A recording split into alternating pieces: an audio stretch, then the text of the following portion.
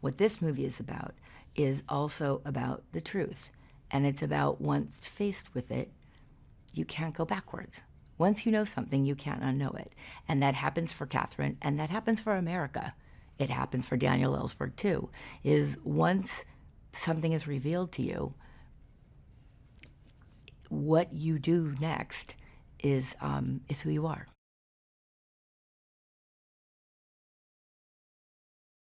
No one thought a woman could run a company, which is what makes the story so extraordinary, not only from a female perspective, but also about Ben Bradlee, because Ben Bradlee was macho enough and comfortable enough and secure enough that he had no problem going and working for a woman.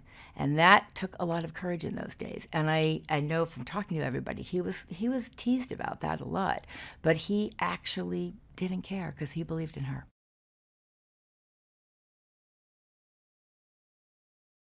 The movie starts with Ben Bradlee going crazy because he hears yet again there's a story that the Times has that he doesn't. And for Ben, in the beginning of the movie, that is all he cares about. He's completely apolitical, and Ben Bradlee himself said that he never voted. He is a journalist through and through, and the New York Times drives him bananas. And what he wants is the story, and that is all he cares about. But what he comes to care about is the truth. And then it becomes a different kind of cause for him.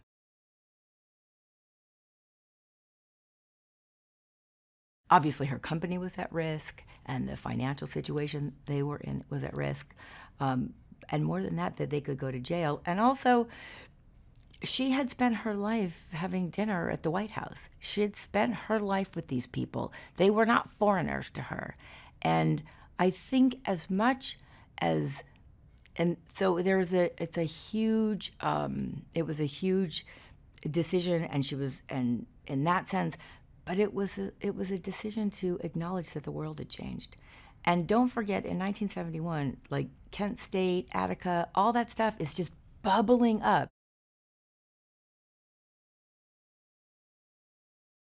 The day that Tom and then Meryl walked into the newsroom when they were doing their makeup and hair tests, the jaws dropped because they became them, because that kind of actor becomes the character. It was astonishing.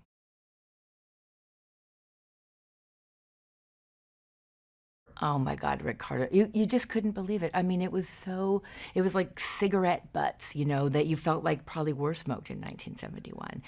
Everything was perfect, and yet nothing was overdone.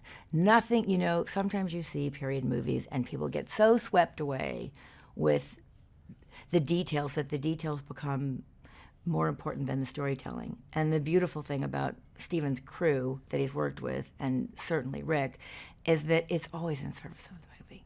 It's never in service of their own work.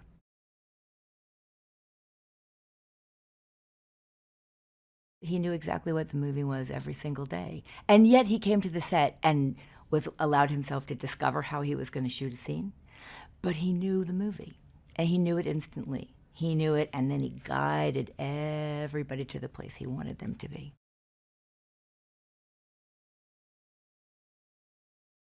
It's the most miraculous cast. I mean, every single person in every one of your favorite TV shows is in the movie, and all of them are some of the greatest actors working. And the fact that all those people wanted to be in the movie, and wanted to be in the movie because of what the movie was and because it was Steven, it was a joy.